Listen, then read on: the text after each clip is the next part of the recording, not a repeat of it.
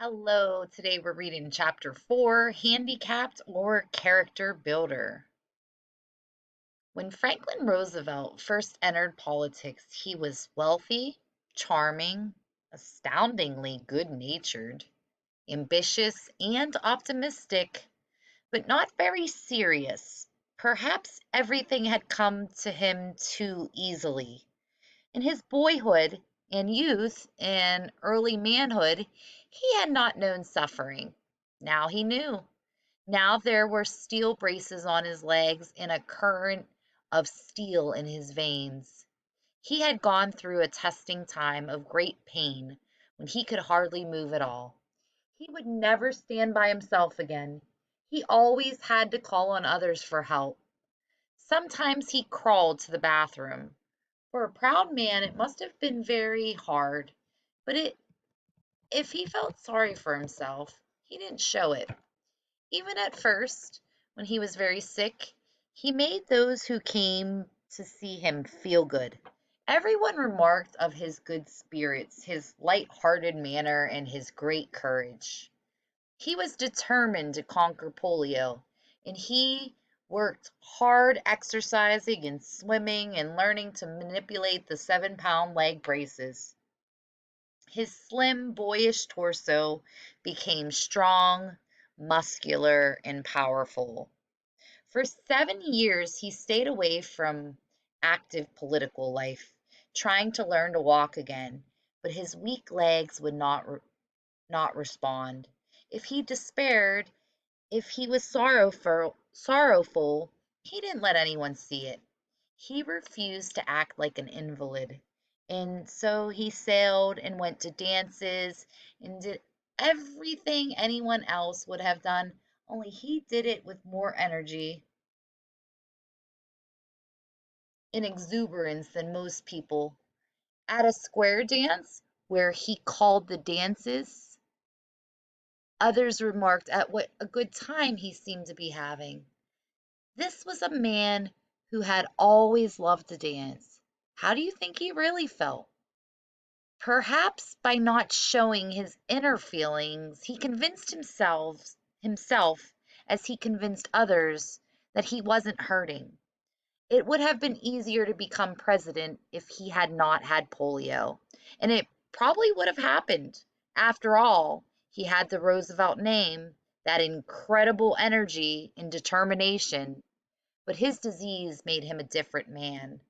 A friend who knew Roosevelt when he first entered politics described him as brilliant, lovable, and somewhat happy go lucky, always amusing, always the life of the party. But serious or focused in his beliefs, no one thought that. Did Roosevelt's crippling disease make him a stronger, more sensitive, more serious person?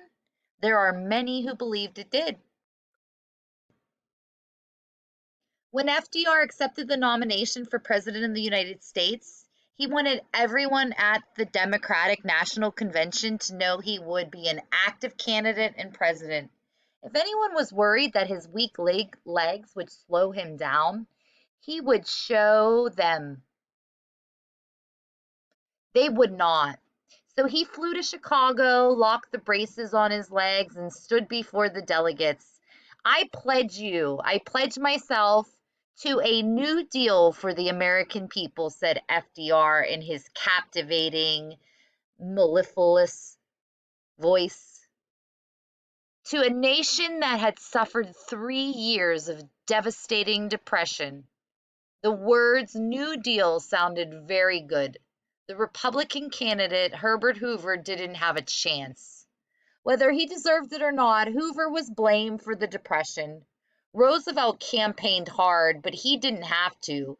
People wanted a change. The election was a landslide. 42 of the 48 states went Democratic. Today, because of the 20th Amendment adopted in 1933, a candidate elected in November becomes president in January. In 1932, the delay was longer. Roosevelt didn't take office until March. Between Election Day and November 1932 and Inauguration Day in March 1933, the economic situation got worse and worse. By March, the United States economy seemed close to collapse. Every day, more and more banks closed. Those who had gold were hoarding it. There was even a question as to whether the government had enough money to meet its payroll. Capitalism, said many experts, was too sick to recover. A New Deal. When Roosevelt accepted the Democratic Party's nomination for president, he pledged a New Deal for the American people. A cartoonist picked up the phrase, and New Deal was the name soon given to President Roosevelt's domestic home policies. The ideas of the New Deal were based on progressive ideas. The Progressive Party was important at the end of the 19th and beginning of the 20th century. Theodore Roosevelt was a progressive.